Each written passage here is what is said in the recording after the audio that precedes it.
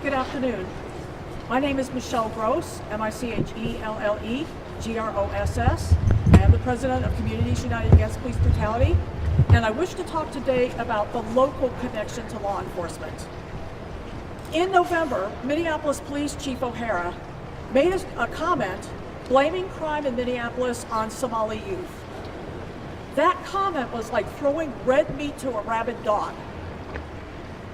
The Trump administration ran with it, sending ICE agents to attack our community, and he has since been threatening to send troops in as well. Then, of course, since then, a social media slop broker manufactured a story about fraud that had already been prosecuted, amplifying the attack on the Somali community and prompting Trump to send in 2,000 more federal agents. The community has stepped up to this challenge.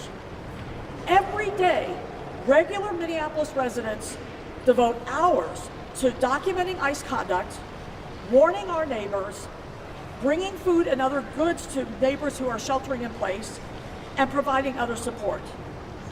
These efforts have blunted some of the worst of what ICE tries to do. This is the real reason the agent killed Renee. She was one of many observers documenting their behavior. Other ICE agents have shown up at observers' homes or called them on their personal cell phones with threatening messages. Yet even after this horrific violence by ICE, the community continues to go out and do what we need to do to keep our neighbors safe. There are literally hundreds of people in the streets right now as we speak, driving around, checking ICE and their conduct. Yet the role of the Minneapolis police in all of this remains problematic. Back on June 3rd, the MPD fully assisted ICE by escorting them to the site of their raid on Lake Street and then escorting them out again. Since then, after the strong rebuke by the community, they have gone the opposite direction, staying very hands-off and stepping failing to step in to address obviously unlawful conduct by ICE, although both the separation ordinance and their own policy allows them to intercede.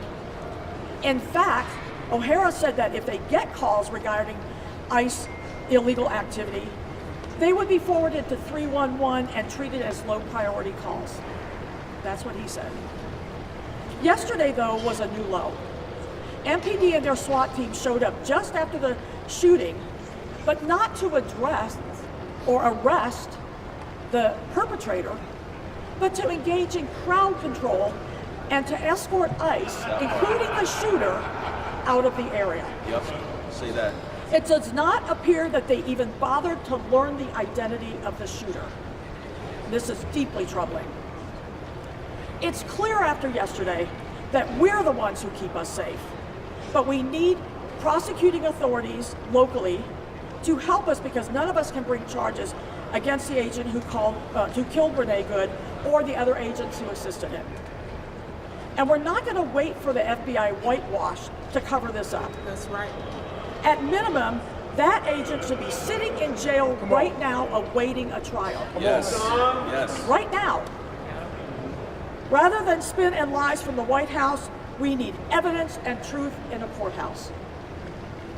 Many people have asked whether ICE agents can be arrested and prosecuted locally. They can if they commit crimes that break Minnesota law. And many law professors have written articles about that. So yes, they absolutely can be arrested and they can be prosecuted here locally, and they should be. Murder is an egregious crime and it must be prosecuted. Therefore, we demand that the agent who committed this crime be arrested and prosecuted by our local authorities and in the community where this outrageous crime happened. Thank you.